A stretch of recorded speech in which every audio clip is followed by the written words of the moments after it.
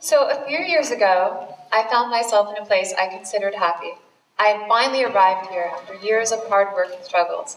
I was living in New York City, engaged to a wonderful man, and I had a career in journalism. And I had also found a practice, yoga, that had helped heal my anxiety.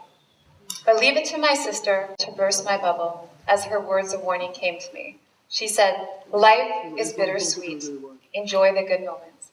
And I remember thinking, what is she talking about? My life is working. Finally, it's going to be smooth here on out. But unfortunately, that was not the case. And my happiness was going to be tested. I got a call from my mother, and she told me, "I have something to tell you." Her voice sounded different. She said, "I have cancer, terminal breast cancer." My mind went blank, my heart started racing, and I said, "How can this be? My mom is 57 years old. This is supposed to happen to people when they're older, not now." But it was my acceptance. This is what I had to do, was accept it. So in that moment, I stayed strong for my mom on the phone, but as soon as I hung up, I started crying. And those words of warning that my sister had told me just a few weeks prior was coming to fruition. And what I realized is that I needed to accept this. And the only way that I could accept my new reality was that I had to look at what I did have. What I did have was time with my mom. So in accepting the new reality, my sisters and I decided to spend a week at a time with my mother. We would go for walks, we would talk, watch old movies. And in that time, we just had a very special time to connect. And the week that I was with her, I told my mom, "I am always here for you, but during that week, I need to go upstairs and do a yoga practice." So I would go upstairs and I would light a candle and turn on some entrancing music. And there, in that moment, I would find solace, I would find peace from my chattering mind. So what I found was, if I could find a place of peace and accept my new reality, that would be the start of my way back towards happiness. And then my mom passed, unfortunately. And I was very lost, and I didn't know what I wanted to do with my life. So I thought, maybe I should turn to this one thing that was bringing me peace, yoga. So I took off and I went to India, and I was looking for answers. The first person that I came to was a guru, and I asked him, "How do I find answers to heal this heavy feeling in my heart?"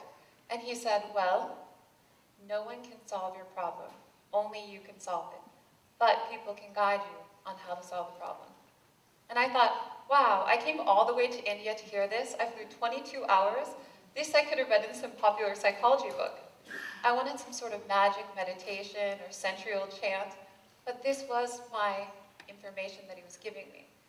So I decided what he said was true, that we have to go within. And only when we go within can we hear answers. We can look outside of ourselves for happiness, but that's never going to be the path. It's only when we look within that we'll find our answers to our truth. And so the next person I went to see was another guru. And he led me down this path of baby cows and cow dung everywhere, little cows swarming all around.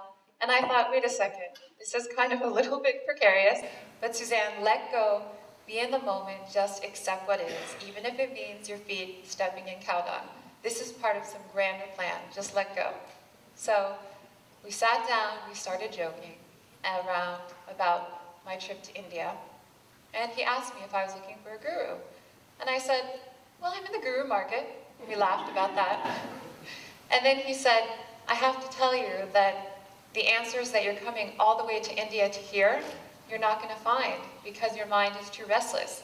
And it is only when you go within that you can find the answers. And I thought, okay, I just heard this a few minutes ago. He suggested for me to go to the temple and meditate. So meditate, go within. Clearly that was my answer. But I was looking for some larger fix.